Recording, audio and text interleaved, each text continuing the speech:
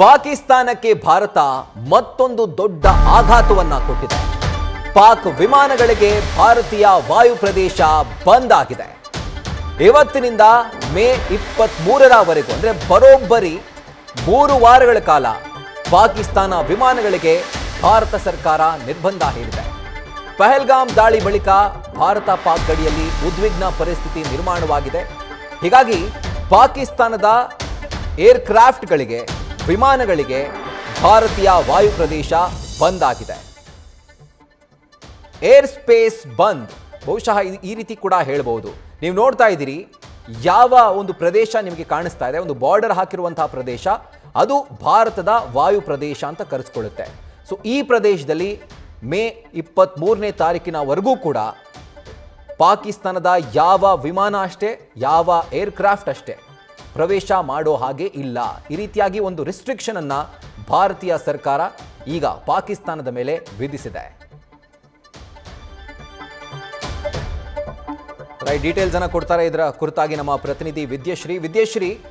ಈಗ Pakistan no flying zone ಅನ್ನ ಮಾಡಿತ್ತು ಇವತ್ತು ತಾನೆ ಎಲ್ಲಾ ದೇಶದ ವಿಮಾನಗಳಿಗೆ, ಲಾಹೋರ್ ಹಾಗೂ ಇಸ್ಲಾಮಾಬಾದ್ ಪ್ರದೇಶಕ್ಕೆ ಸಂಬಂಧಪಟ್ಟಂತೆ. ಈಗ ಭಾರತ ಅದಕ್ಕೆ ಕೌಂಟರ್ ಆಗಿ ಏರ್ ಸ್ಪೇಸ್ ಅನ್ನೇ ಬಂದ್ ಮಾಡಿದೆ. ಸೊ ಯಾವ ರೀತಿ ಪಾಕಿಸ್ತಾನಕ್ಕೆ ಇದು ದೊಡ್ಡ ಹೊಡೆತವನ್ನ ಕೊಡುತ್ತೆ, ಡೀಟೇಲ್ಸ್ ಕೊಡೋ ಹಾಗಿದ್ರೆ.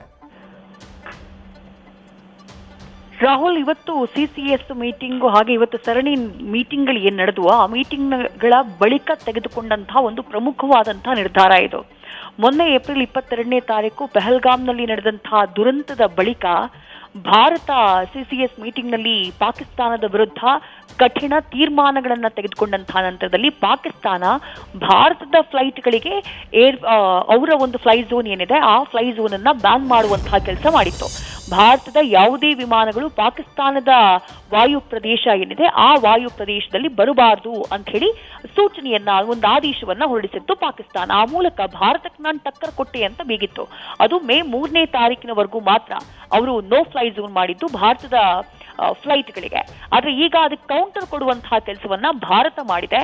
ಇವತ್ತು ಪ್ರಧಾನಿ ನರೇಂದ್ರ ಮೋದಿ ಅವರ ನೇತೃತ್ವದಲ್ಲಿ ಸರಣಿ ಸಭೆಗಳು ಆದಂತಹ ನಂತರದಲ್ಲಿ ಫ್ಲೈ ಝೋನ್ ಅನ್ನ ಪಾಕಿಸ್ತಾನದ ವಿಮಾನಗಳಿಗೆ ತೆಗೆದುಹಾಕುವಂತಹ ಅಥವಾ ರದ್ದು ಮಾಡುವಂತಹ ಕೆಲಸವನ್ನ ಭಾರತ ಮಾಡಿದೆ. ಆಲ್ರೆಡಿ ಭಾರತ ಹಾಗೆ ಪಾಕಿಸ್ತಾನದ ಮಧ್ಯೆ ಆ ಯುದ್ಧದ ಭೀತಿ ಆರಂಭ ಆದಂತಹ ನಂತರದಲ್ಲಿ ಬಹುತೇಕ ಪಾಕಿಸ್ತಾನದ ವಿಮಾನಗಳು ಭಾರತದ ಫ್ಲೈ ಝೋನ್ ನ ಅವಾಯ್ಡ್ ಮಾಡಿದ್ವು ಅನ್ನುವಂತ ಮಾಹಿತಿ ಇದೆ.